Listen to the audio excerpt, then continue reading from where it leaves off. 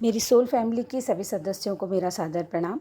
आप लोगों ने पूछा है कि आपकी कोई भी मनोकामना पूर्ण नहीं हो पा रही है, अटकलें आ रही हैं या सरकारी नौकरी नहीं लग रही है या कोई काम आपका नहीं बन रहा है। उसके लिए मैं आपको एक उपाय आज बताने जा रही हूँ। ये साधना श्री राम नवमी के दिन कर सकते हैं, हनुमान जयंती या फिर किसी भी मंगलवार को की जा सकती है। और ये साधना है 21 दिन की, जो लगातार 21 दिन तक करनी है। यानी मंगलवार से आप आरंभ करेंगे तो 21 दिन तक आप काउंट करेंगे, और 21, या फिर आप ये भी कर सकते हैं कि आप 21 मंगलवार को ही कर लें गिनती के, तो वो थोड़ा लंबा हो जाता है। अगर आप कर सकते हैं, क्योंकि इसमें महत्वपूर्ण बिंदु ये है कि आपको मानसिक और शारीरिक ब्रह्मचर्य का पालन करना है 23 दिनों तक। ये बहुत ही आवश्यक है, क्योंकि हनुमान जी की उपासना है। तो आप जैसे मंगलवार को आरंभ कर रहे हैं साधना, तो आपको सोमवार से ही ब्रह्मचर्य का पालन करना है। और जिस दिन आपके 21 दिन कंप्लीट हो रहे हैं, उस दिन आपको 22वें दिन, मतलब एक दिन पहले हो गया, मंगलवार के पहले दिन है ना, तो 22 दिन हो गए ना, तो 23वें दिन तक आपको ब्रह्मचर्य का पालन करना है। और साधना का समय आपको रात्रि 10 बजे के बाद जो है रहेगा आपका। इसके लिए आवश्यक सामग्री क्या क्या है? एक तो है, भोग के लिए आपको गुड़ लेना है, एक लाल कपड़ा लेना है, चौकी जिसे हम यहाँ पर बाजोट कहते हैं, हनुमान जी की मूर्ति या उनका फ़ोटो ले सकते हैं आप, गणेश जी का विग्रह या फिर उनके लिए सुपारी ले लें, और सरसों का तेल और मिट्टी का दिया। और पाठ के लिए हम 108 रेवड़ी या भुने चने लेंगे। जो भी व्यक्ति सर्दियों में कर रहे हैं वो रेवड़ी ले लें, और जो नॉर्मल कर रहे हैं अभी, वो भुने चने ले सकते हैं। इसके अलावा लाल पुष्प लेने हैं आपको, रोली चावल और कलावा, यानी कि जो बांधते हैं आप, वस्त्र जिसे कहते हैं, वो। अब साधना की विधि क्या है? आपको पौने 10 बजे या ऐसे 9:30 बजे आप नहा लीजिए। स्नान से निवृत्त होकर आपको भगवा वस्त्र धारण करने हैं।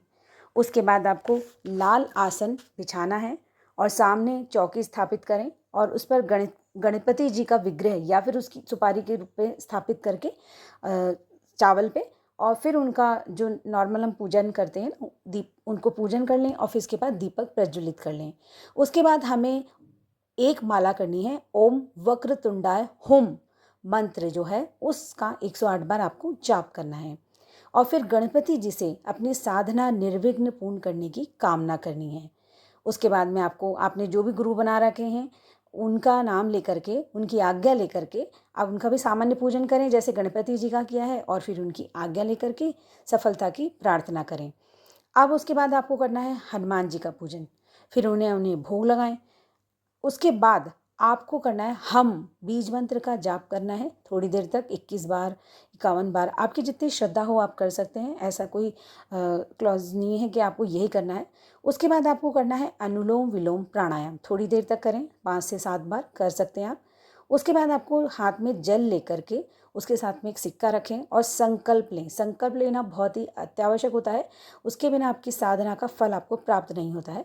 संकल्प कैसे लेंगे? मैं अमुक नाम का व्यक्ति, आपका नाम बोलें, मैं अमुक गोत्र, अमुक गुरु का शिष्य होकर यह साधना कि जिस भी कार्य के लिए आप कर रहे हैं, सरकारी नौकरी के लिए कर रहे हैं, बच्चे के लिए कर रहे हैं, शादी के लिए कर रहे हैं, जो भी कर रहे हैं उसके लिए यह साधना 21 दिन की साधना कर रही हूँ, और भगवान हनुमान मुझे इस हेतु सफलता की शक्ति और आशीर्वाद प्रदान करें। इस तरह से कहकर आपको कटोरी में संकल्प छोड़ देना है। ध्यान रखें, आपको कटोरी में ही संकल्प छोड़ना है, ताकि वो किसी के पैरों में नहीं आए, बाद में इसको आप किसी पेड़ पौधे की जड़ में चढ़ा दें।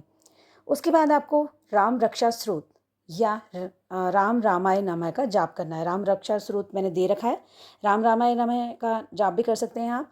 उसके बाद अपनी तीनों नाड़ियों, ईड़ा पिंगला सुषुम्ना, ये नाक की होती हैं, लेफ्ट राइट और बीच की नाड़ी कहलाती है सुषुम्ना। ध्यान करना है कि इसमें आपने हनुमान जी को स्थापित कर लिया है, और उनका ध्यान करके हमें क्या बोलना है? ओम अतुलित बलधामम हेम शैलाभ देहम धनुजवन कृशानुम ज्ञानीनाम अग्रगण्यम सकल गुण निधानम वानराणाम धीशम रघुपुरी भक्तम वातजातम नमामि। ये एक बार बोलेंगे आप, फिर आपको हनुमान चालीसा के पाठ आरंभ करने हैं। 21 दिन के हैं तो आप अपने हिसाब से डिवाइड कर लीजिए, आप कितने, पहले दिन कितने करने हैं, दूसरे दिन कितने करने हैं। ऐसे करते करते आपको 21 दिन में 108 पाठ पूरे करने हैं, तो आप अपने हिसाब से इसको डिवाइड कर सकते हैं। और हर पाठ के बाद में, लेकिन एक बात ध्यान रखिए, आप आज पाठ कर रहे हैं, 4 कल 2 कर रहे हैं, कोई दिक्कत नहीं है, लेकिन आपको जैसे ही आप एक पाठ पूरा करेंगे उसके बाद में आपको एक रेवड़ी या जो भुना हुआ चना है वो हनुमान जी को कटोरी में अर्पित करते जाना है। एक कटोरी में तो आप 108 सामने रख रखें और एक कटोरी आपको हनुमान जी के पास रख देनी है, और उसके बाद उसमें एक एक पाठ करते हुए एक सीधे हाथ से आपको एक एक जो है रेवड़ी या भुना चना चढ़ाते जाना है। जब भी ये साधना पूरी होगी तब आपको हनुमान मंदिर में दर्शन करने भी जाना है, ठीक है। लेकिन बीच बीच में जब आप साधना के दौरान भी आप हनुमान मंदिर जाते रहें और जो है भगवान जी के दर्शन करते रहें, हनुमान जी के, और उनसे आशीर्वाद मांगते रहें कि ये जो मेरी साधना है ये पूर्ण होए, निर्विघ्न पूर्ण होए और मुझे इसमें सफलता दें। तो आप देखेंगे मेरे पास जितने भी लोग हैं उन्होंने कम से कम 1 महीने के अंदर उनकी जो भी विश थी, जो भी इच्छा थी वो पूरी हो गई है। एक बात का विशेष ध्यान रखें, ये किसी भी व्यक्ति को नुकसान पहुंचाने के लिए साधना ना करें, वरना इसका उल्टा प्रभाव होता है, क्योंकि जो हनुमान जी हैं वो जीवित अवस्था में हैं, जीवंत अवस्था में हैं यहाँ पर। पहले ऐसे भगवान हैं जो जीवंत माने जाते हैं, अभी भी जीवित हैं। तो इसीलिए आप ये जानिए कि आप किसी की बुराई के लिए, किसी का बुरा करने के लिए ऐसा कोई भी साधना ना करें, वरना आप पे उल्टा प्रभाव हो सकता है। ये कोई तांत्रिक साधना नहीं है, लेकिन बस ये है, आपको ध्यान रखना है, ब्रह्मचर्य का पालन आपको बहुत अच्छे से करना है, और जो मैंने विधि बताई है उसी के अनुसार करेंगे तो ही आपको फ़ायदा होगा। बाद में एक एक अगर आप नहीं कर पा रहे हैं तो आप इसको लिख लीजिए, पहले आप लिख लीजिए, 4-5 बार वीडियो को सुन लीजिए और उसके बाद में आप स्टार्ट कीजिए ताकि गलतियाँ नहीं हों। और साथ में ये भी ध्यान रखिए कि आप, अगर आपका काम हो जाता है तो प्लीज़ मुझे लाइक कीजिए, शेयर कीजिए और सब्सक्राइब कीजिए, और साथ में कमेंट बॉक्स में आप श्री राम, जय श्री राम लिख करके और लिखिए कि आपका कार्य हो गया है, ताकि लोगों को भी मोटिवेशन मिले।